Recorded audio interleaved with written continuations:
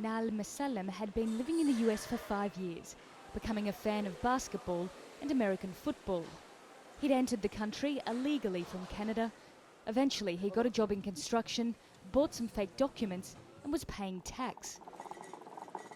But 5 months after September 11, his life changed. Somehow the doors open and the jump, they start saying freeze FBI, and finally I see the machine guns come in my chest, and we know it's like you got like chemical weapons and you got like you work with the terrorists, with Bin Laden, so I was shocked, you know. At first, he thought it was a misunderstanding that would be quickly resolved. But 10 months later, he was still in prison and spent months in solitary confinement. Finally, with no evidence against him, the US tried to deport him back to the Middle East.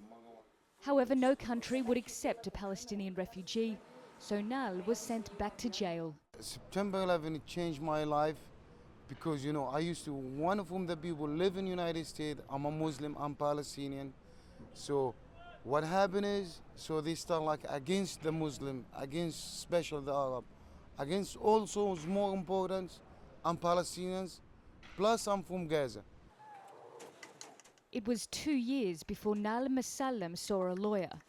And then finally, after 3 years in prison, he was freed. Deported on a private plane via Jordan through Israel back to Gaza. The US Justice Department's own internal review found that in the months after September 11, hundreds of Muslims with no link to terrorism were arrested. In fact, while more than 700 illegal immigrants were jailed, none of them were ever charged, and most of them were eventually deported. Despite the US finding that he had no links to terrorism, Nael has been placed on an Egyptian blacklist and cannot leave Gaza for 10 years.